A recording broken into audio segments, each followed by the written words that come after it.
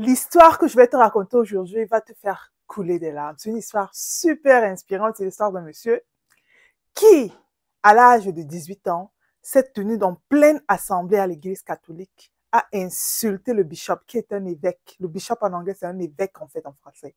A insulté les bishops et prendre ses mains, taper ses mains comme ça qu'à partir d'aujourd'hui, je ne suis plus catholique. L'histoire, cela va te faire couler des larmes. Je t'assure que tu ne veux pas manquer ça. Je te raconte comment, après cet épisode, il devient un pasteur puissant. Le Seigneur l'a utilisé dans tous les sens et lui a dit, à un moment donné, c'est le moment de rentrer à la maison. Je te dis comment cette histoire se passe, comment il quitte de l'insulte d'un évêque. Il a insulté un évêque. Insulté un évêque. Ensuite, il devient pasteur. Ensuite, le Seigneur le rappelle à la maison. Je te raconte tout après le générique.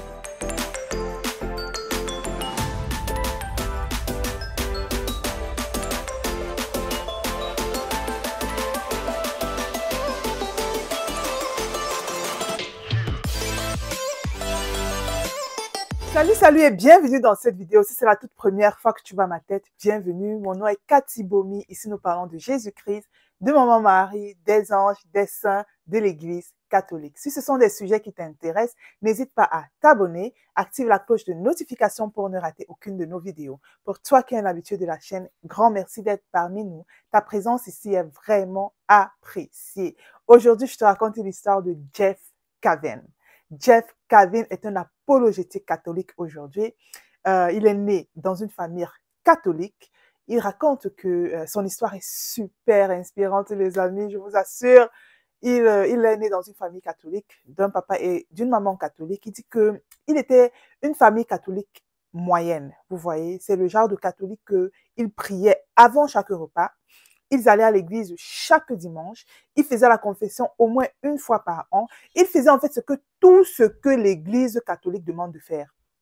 Mais sauf qu'ils ne parlaient pas de leur foi. Donc c'est le genre, ils suivaient juste ses parents. Il a été baptisé bébé. Vous voyez, avant de manger, ils font la prière. Chaque dimanche, ils sont à l'église. Quand c'est le moment de faire la confession, ils font la confession. Ils faisaient tout ce qui était normal. Mais après ça, les parents ne parlaient jamais de leur foi. Ils ne savaient pas pourquoi ils faisaient ce genre de choses.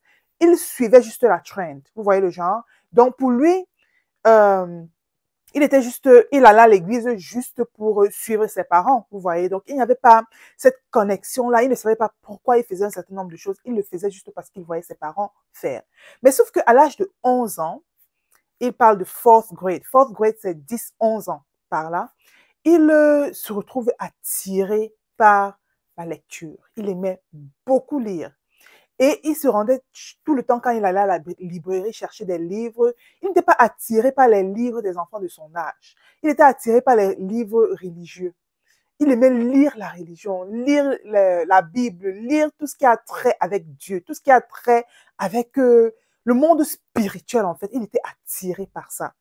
Et il disait qu'il menait une sorte de double jeu parce que au fur et à mesure qu'il grandissait, il lisait beaucoup, il continuait à aller à la messe et tout, mais en même temps à l'école, il ne montrait jamais cette facette de lui. Donc il jouait, c'est comme s'il avait deux vies en fait.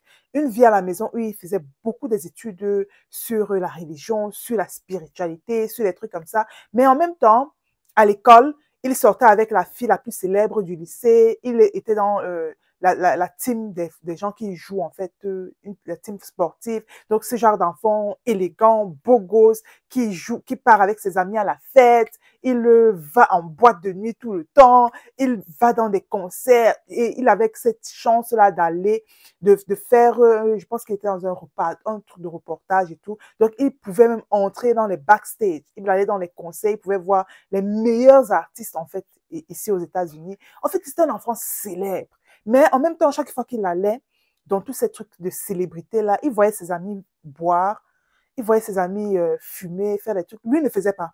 Il regardait juste des gens faire. Et comme il dit qu'il avait la possibilité d'être en contact avec toutes ces grandes personnalités, chaque fois qu'il était en backstage et qu'il regardait ces artistes et tout le temps, il était frappé par cette expression. Il se rendait compte que, mais en fait, ils ne sont pas heureux. chaque fois qu'il regardait les artistes, en fait, en backstage, parce qu'il était proche de ces artistes, proche de ces célébrités, lui se disait, étant déjà petit, hein, il avait dans les 15-16 ans déjà par là, il avait l'impression que something is wrong, il manque en fait de quelque chose. Même ces artistes sont à la recherche de quelque chose, ils ne sont pas fulfilled, ils ne sont pas comblés. Il y a quelque chose qui manque, vous voyez. Mais lui, il continuait dans ses recherches et il ne savait pas ce qui manquait. À l'âge de 18 ans, il est entré à l'université, il a eu son bac. Il a commencé l'université dans sa ville, à côté de ses parents. Ses parents l'ont inscrit dans une université à côté d'eux, là. Et il allait à l'université et au premier semestre, il y a une fille qui entre dans sa classe, elle s'appelle Emily. Et quand il regarde la fille entrer, le premier abord, il est frappé par sa beauté. Il se dit, waouh, cette fille est juste magnifique. Mais sauf qu'il la regarde, les semaines passaient, après peut-être deux semaines comme ça, il va et il essaye d'aborder la fille et essayer de parler avec elle et tout. La fille le pousse complètement, quoi. Non, je suis pas intéressée. Non, j'ai des choses à faire. Non, j'ai ma coiffure à faire. Non, j'ai ceci à faire. La fille refusait littéralement ses avances, quoi. Et il ne comprenait pas pourquoi. C'est après qu'il s'est rendu compte que la fille c'était aussi une jeune fille, mais elle faisait une étude biblique à des jeunes filles qui recherchent un mari. Et elle disait que ne faites pas l'erreur de vous approcher de quelqu'un qui ne croit pas en Dieu, tu vois. Et quand elle voyait l'aspect, en fait, de ce garçon, parce qu'il avait les longs cheveux jusqu'au le cou, bandana, c'était dans les années 70, aujourd'hui c'est un papa. Donc, il était genre les garçons yo-yo, là, et tout ça, là. Donc, quand la fille le voyait, elle savait clairement que c'est pas l'homme qui était fait pour elle. Mais le gars a insisté que je veux juste sortir avec toi pendant, juste pour aller manger et tout ça. Là, la fille un jour a dit oui. Et donc, arrive le jour dont il va vers la fille vers la maison chez la fille, en fait, pour sortir avec elle. Quand il arrive, il devait l'amener dans un restaurant. Quand il arrive, il rencontre sa maman. Quand la maman ouvre la porte, première des choses qu'elle regarde, elle regarde la tête au pied, elle est frappée en fait par de manière, quand tu le regardais physiquement, il ressemblait à un délinquant en fait. Donc, on va être frappée par cette délinquance.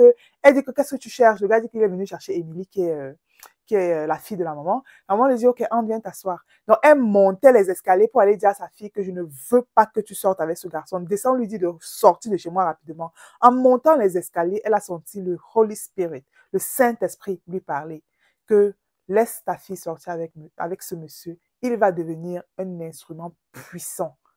Pour moi, je vais l'utiliser pour parler de moi, en fait. C'est ce que la mère a ressenti l'Esprit Saint lui dire en montant les escaliers. Alors qu'elle partait pour dire à sa fille que va, descendre et tu dis à ce garçon-là de sortir vite de ma maison. Donc, quand elle monte là comme ça, elle sent la voix de l'Esprit Saint qui lui parle, qui lui dit que laisse ta fille sortir avec lui. Il va être quelqu'un que je vais utiliser. Un moment a laissé, donc la fille est sortie avec le garçon. Et dès que la fille sort avec le garçon, avant qu'il n'entre dans la voiture, la fille lui demande, est-ce que tu es né de nouveau? Le gars, il est né de nouveau. Il dit, je suis catholique, mais je suis né de nouveau. La fille dit, est-ce que tu connais le Seigneur comme ton Seigneur personnel et ton sauveur? Il dit, oui, of course, je connais. Et puis la fille lui demande, est-ce que tu parles en langue? Le gars, il dit qu'il ne sait même pas ce que veut dire parler en langue, qu'il n'avait jamais entendu ce genre de paroles avant. En tant que catholique, qui ne parlait jamais de la foi, il partait seulement à l'église, partait à l'église, mais il recherchait quelque chose. Mais ce jour-là, quand la fille lui dit, est-ce que tu parles en langue? Il dit, parler en langue, bien sûr, je parle en langue. Il voulait dire ça pour impressionner la fille. Après, il reste dans la voiture, il commence à réfléchir, il dit, parler. Il commence à réfléchir, il dit, mais la fille, ça dit parler en langue, ou parler en lèvres, ou parler en... Bref, il savait que ça avait trait à la bouche, mais il ne se rappelait plus de parler en quoi. Donc, il voulait poser la question à la fille. Et après, il lui dit que, et toi, est-ce que tu parles en lèvres? La fille s'est mise à rire aux éclats. Donc, elle s'est rendue compte que le gars ne savait en fait rien de tout ce qu'elle parlait. Donc, elle s'est mise à rire et puis elle a commencé à l'expliquer que non, c'est parler en langue dit ceci. Elle a commencé à l'expliquer la parole et tout. Au fur et à mesure qu'il sortait avec la fille, au fur et à mesure qu'il allait dans la maison de la fille, il s'est rendu compte que la famille de cette fille et la fille en question, c'était des baptistes, vous voyez, mais ils étaient tellement en profondeur dans leur foi et il s'est rendu compte que c'est exactement ce qu'il cherchait toute sa vie. Cette intimité avec le Seigneur, cette relation profonde avec le Seigneur. Et c'est dans la famille de cette fille qu'il a trouvé ça. Donc, au fur et à mesure que Jeff allait dans la maison de sa fiancée, sa petite amie, parce qu'à ce moment, ils sont devenus petites amies et tout ça là, au fur et à mesure qu'il allait dans sa maison, au fur et à mesure, il se rendait compte que c'est cette relation d'intimité qu'il a toujours recherchée avec le Seigneur. Il a toujours voulu avoir ce corps à corps là avec le Seigneur et il voyait clairement comment la maman, le papa de sa future femme, parce qu'elle est devenue sa femme plus tard, il se rendait compte en fait que toute cette famille était ancrée en fait dans leur relation avec le Seigneur. Et donc un jour, il sortait de la maison de sa fiancée, il rentrait chez lui, chez ses parents, parce qu'il vivait encore chez ses parents à cette époque, il avait que 18 ans. Donc, quand il rentre comme ça, en pleine route, il a garé sa voiture et il a crié au Seigneur. Il dit, Seigneur, je veux cette relation-là que la famille de Émilie a avec toi. Je veux cette relation d'intimité. Je veux être born again. Je veux être né de nouveau. Je veux être sauvé. S'il te plaît, révèle-toi à moi. Et après avoir dit ça, les amis, c'est comme si il a ressenti une paix immense. Et il savait qu'à ce moment précis, il a été changé complètement. Quand il arrive à la maison, la première des choses, parce que dans la voiture, il avait pleuré, il était un mess, il était vraiment, il avait tellement pleuré en fait. Donc quand il arrive à la maison, la première des choses, quand sa mère le voit, quand c'est sa mère qui ouvre la porte, sa mère le voit, sa mère, c'est comme si elle a senti que son fils a pleuré. Donc elle demande, qu'est-ce qui t'arrive, qu'est-ce qu'il y a? Il dit, maman, tu ne vas pas croire ce que je vais te dire. Pour lui, il se disait que c'était une bonne nouvelle qu'il va annoncer à sa mère, que sa mère sera tellement contente parce que c'était un garçon qui aimait la vie de dehors, sortir. C'est vrai qu'il ne buvait pas devant ses amis et tout ça, mais il était tout le temps dehors avec des amis qui faisaient la drogue et tout ça. Donc, c'était un enfant aussi. Bref, il se disait que sa mère devait être contente, tu vois. Donc, quand il arrive, il annonce à sa mère que maman, tu ne vas pas croire ce qui m'est arrivé. Tu ne vas pas croire. J'ai accepté Jésus aujourd'hui comme mon Seigneur personnel et mon sauveur. J'ai été sauvée, maman. Sa mère le regarde comme ça. Quoi? Qu'est-ce que tu dis? Ne dis plus jamais ça. Sa mère lui dit, ne dis plus jamais ça. L'enfant dit, ok. Je te dis que j'ai rencontré Jésus, maman. Jésus. Tu pars à l'église chaque dimanche pour prier Jésus. Je te dis que j'ai rencontré Jésus. Il est mon Seigneur personnel et mon sauveur. Sa mère dit que tu as rencontré Jésus depuis que tu es bébé. Jésus, tu le connais depuis que tu es bébé, mon fils. Tu le connais, c'est Jésus. Nous allons à l'église chaque dimanche. Il dit que non, maman. Le Jésus que j'ai rencontré est différent. Le Jésus que je connaissais depuis que j'étais bébé, je ne le connaissais pas vraiment. Aujourd'hui, je connais réellement qui est mon Jésus. Et à partir de ce moment, ça a créé une division dans sa famille. Quelque chose qu'il pensait être bien a créé tout simplement un holocauste dans sa famille. Et il dit que à partir de ce moment, la relation avec ses parents commençait à se détériorer. Lui, il allait déjà à l'université qui était à côté de sa maison. Et depuis ce jour-là, il ressentait comme un appel pour étudier la Bible, pour donner sa vie entièrement au Seigneur. Et il a dit un jour à ses parents que papa, il a commencé à rechercher online les écoles où il peut aller étudier la Bible et tout. Il a trouvé une école à Dallas qui est loin de sa maison. Et un jour, il a décidé, il allait voir ses parents. Il dit, papa, moi, je vais aller étudier la Bible complètement. Je veux donner ma vie complètement à Dieu. Je veux qu'il m'utilise. Je veux être au service du Seigneur. Son père s'est fâché. Sa mère s'est mise à pleurer comme mon enfant. On a détourné mon enfant. Qu'est-ce que mon enfant devient? Et sa maman, les problèmes ont commencé cette nuit. Son papa, et son papa lui dit, mais tu te rends compte de ce que tu es en train de faire la veille de son voyage? Il dit que c'était l'une des journées les plus difficiles de sa vie. À la veille de son voyage pour Dallas, pour aller étudier, il était dans sa chambre en train d'arranger sa valise et tout. Son père est entré, son père lui dit, mon fils, pourquoi tu fais ça? Pourquoi tu me fais ça? Son père lui dit, mais tu es en train d'aller où? Tu ne sais même pas où tu es en train d'aller. Comment tu vas payer tes études? Comment tu vas vivre? Tu es en train d'aller à des kilomètres d'ici. Qu'est-ce qui t'arrive? Il dit, papa, tout ce que je veux, c'est Jésus. Je veux étudier sa parole. Je l'ai rencontré et je veux le connaître en profondeur. Et son père lui dit, mais tu te rends compte comment tu vas payer ses études? Et puis, il dit, mais Dieu va pourvoir. Dieu pourvoira. Et il ne sait pas ce qui est entré dans son père. Il ne sait pas si c'est la manière dont il a dit ou bien c'est c'est la frustration qui était déjà dans le cœur de son père. Son père est allé la tabasser correctement. Et alors qu'il se retrouvait au sol à pleurer, il a juste dit à son père que tu n'es pas mon papa et je ne suis pas ton fils. Il a pris ses affaires, il est parti. Et ça a été un moment où il était frustré. Il demandait, mais pourquoi croire en Dieu? Pourquoi rencontrer Jésus est devenu comme un curse, comme une malédiction en fait dans ma vie. Tout ce que je veux, c'est Jésus. Tout ce que je veux, c'est Jésus. Et puis il a pris ses affaires, il est parti. Il est allé à Dallas. Il a continué, il est allé à Dallas et il a commencé son cheminement avec le Seigneur. Il a commencé à étudier la Bible et tout. Il ne parlait plus à ses parents, il ne parlait plus à sa mère, sa sœur, son papa. Toute sa famille avait coupé les ponts avec lui parce qu'il avait pris cette décision. Il s'est marié avec sa femme, Émilie. Et ils ont commencé leur cheminement. Il était à Dallas, il a commencé une école là pour étudier la Bible.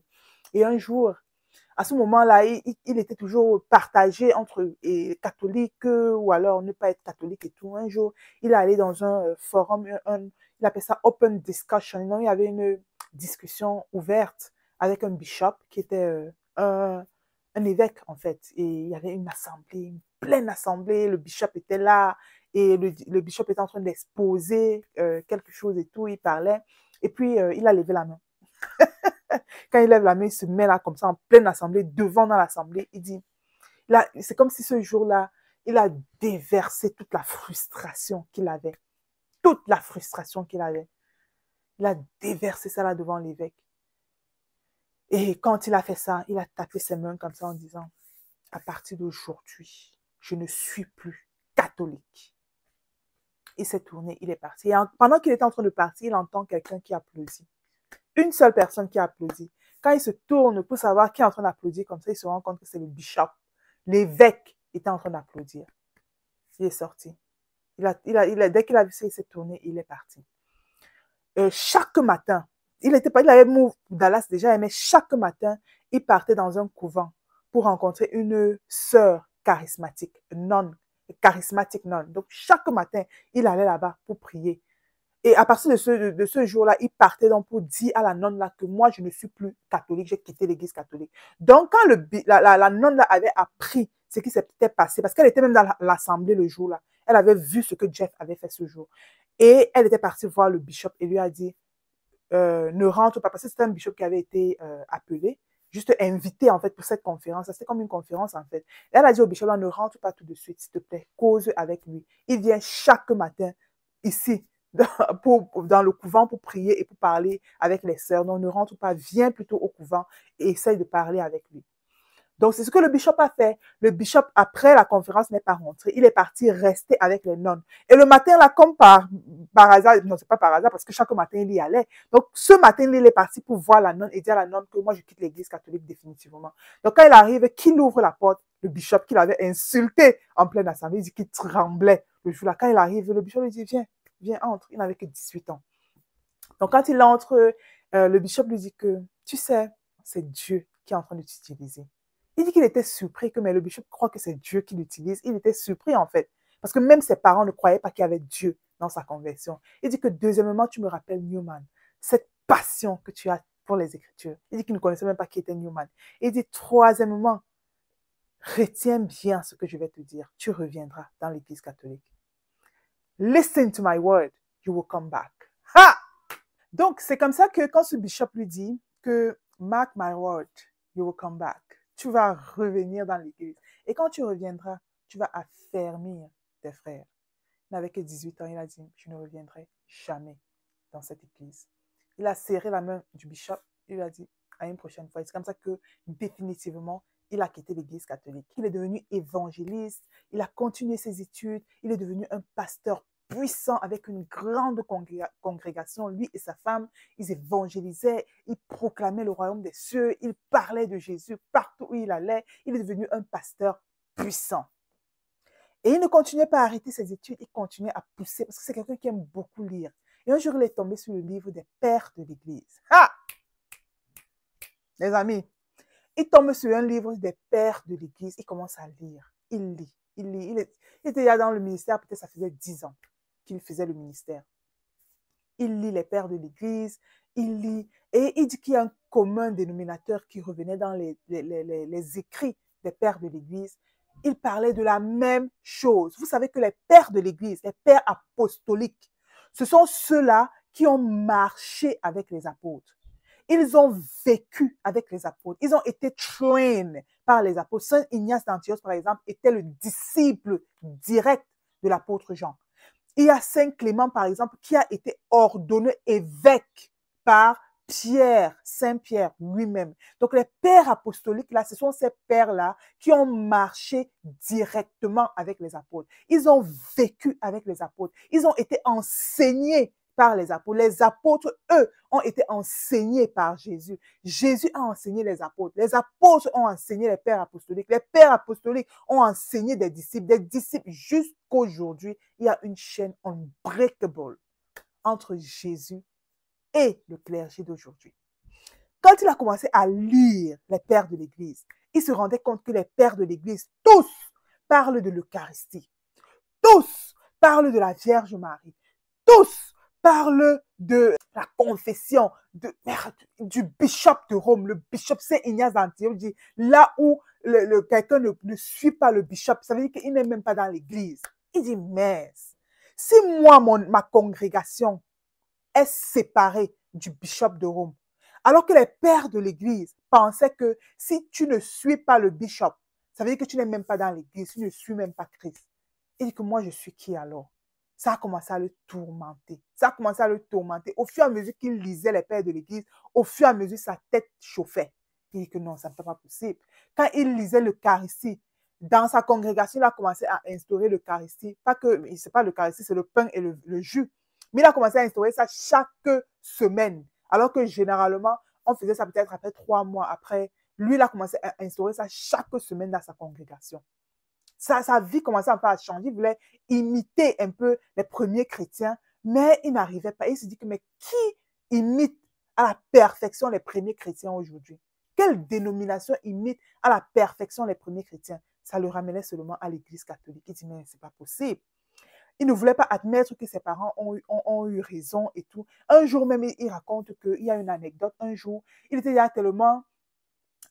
tellement les pères de l'église qu'un jour, en pleine congrégation, dans son assemblée, il dit à une femme, il a soulevé le pain dans les églises de protestants, il soulève le pain, il dit, le corps du Christ.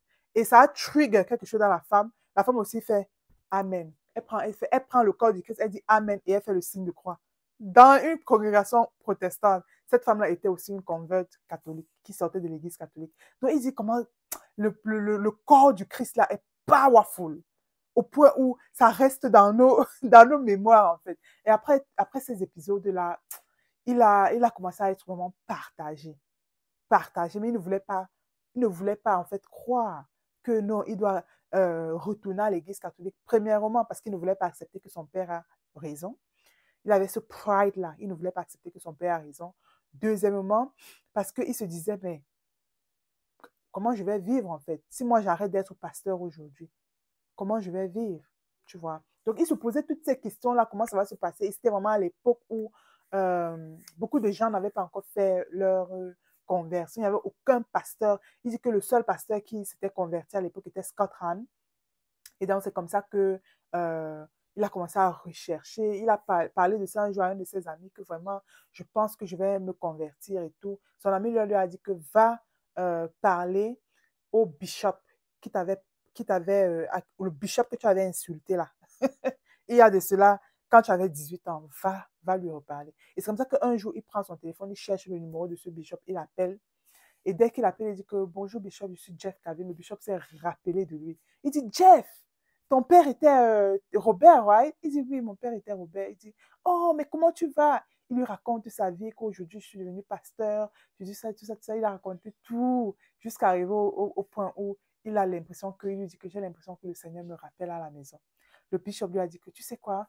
Viens, prends un vol et viens me voir. Viens passer quelque temps avec moi. C'est comme ça qu'il a pris un vol pour aller rester avec le bishop pendant 2 ou 3 jours. Et c'est quand il était avec le bishop dans la maison du bishop, il a regardé, il allait à l'église, il a ressenti, il a regardé, il allait devant le Saint-Sacrement, il a regardé en fait.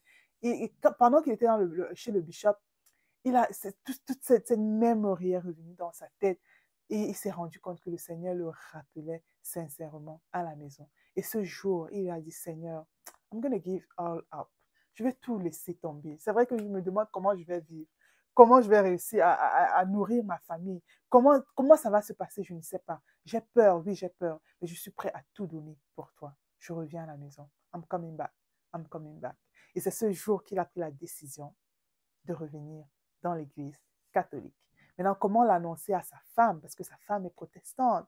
Comment l'annoncer à son papa? Comment l'annoncer à sa congrégation? Comment l'annoncer à tout le monde? Ça n'a pas été facile. Mais un à un, il a appelé ses supérieurs pour leur dire que voilà, il redevient catholique. Il a dit à sa femme, il a dit vraiment, je ne te demande pas de me suivre tout de suite, mais tout ce que je te demande, c'est que lis les livres que j'ai lus, lis les pères apostoliques et tu vas comprendre pourquoi je fais cela. Sa femme a lu et 1 an plus tard également, elle se convertissait avec son mari. Donc il est parti, il a dû se confesser de ce péché grave qu'il avait fait dans le passé et c'est d'ailleurs même le bishop qu'il avait confessé, c'est lui qui l'a confessé dans la maison de ses parents.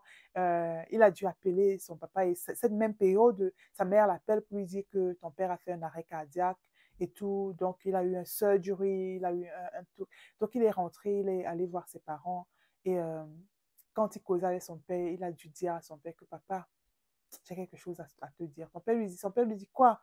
Il dit que vraiment, je reviens à la maison, je reviens à l'église catholique. Son père lui dit, tu ne sais pas quelle joie tu es en train de me mettre dans mon cœur. Et son père lui a demandé pardon ce jour, que je n'ai jamais oublié ce que tu m'as dit, ce jour que tu quittais la maison. Il dit que lui, il avait même bien oublié. Et c'est son père qui lui rappelle que tu m'as dit que je ne suis plus ton père et que tu n'es plus mon fils. Depuis ce jour, ces paroles me hantent. Depuis toutes ces années, ils se sont réconciliés, ils se sont demandé pardon. Il est parti se confesser et c'est comme ça qu'il est revenu à l'église. Sa femme l'a suivi 1 an plus tard. Et pendant la cérémonie où il revenait à l'église catholique, sa mère lui a dit, tu sais mon fils, chaque dimanche que je prenais la communion, je demandais au Seigneur Jésus, bring my son back. Ramène mon fils à la maison. Ramène mon fils à la maison. Parce que je savais que je ne pouvais pas discuter avec toi. Tu étais assis.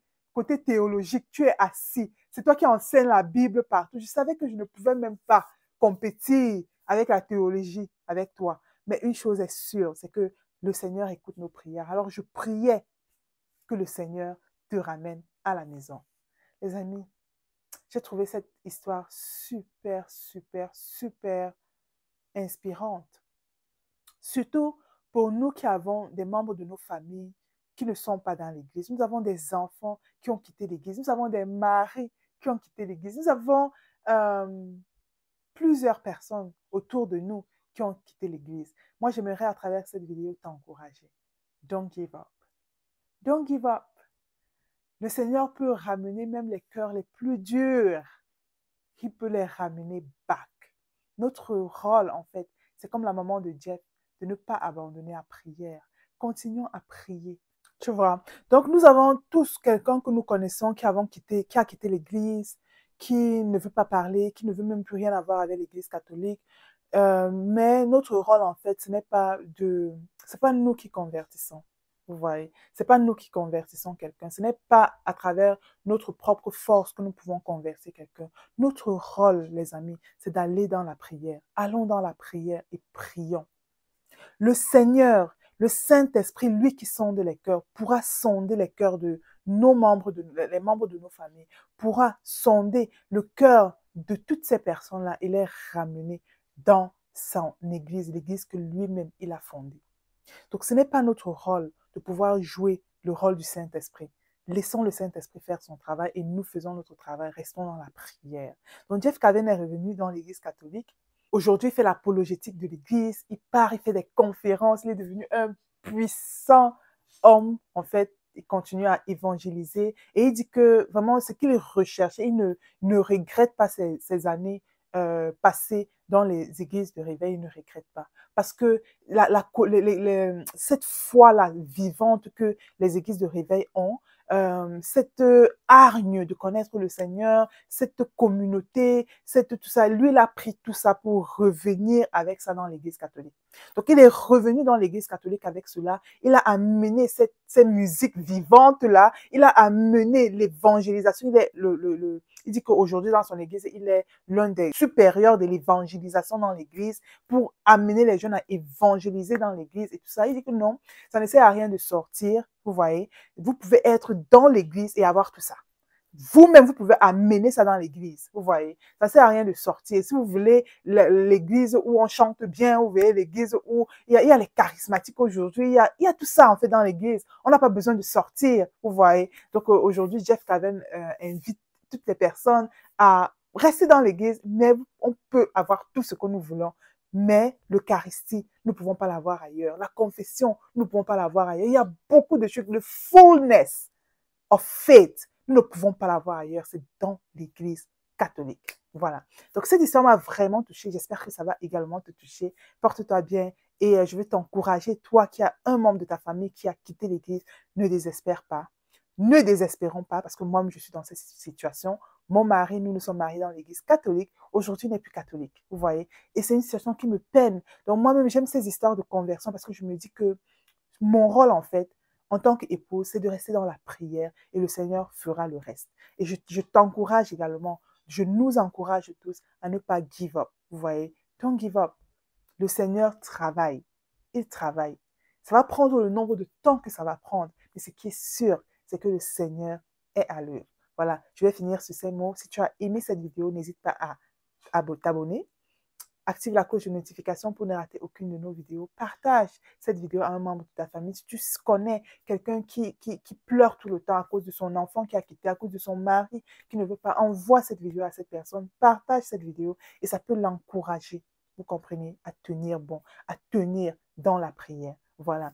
Abonne-toi. Ça me fait plaisir d'avoir une plus grande communauté. Ça agrandit la communauté et ça pousse d'autres personnes également à venir à nous rejoindre ici. Voilà. Porte-toi bien et on se dit à la prochaine. Bye bye.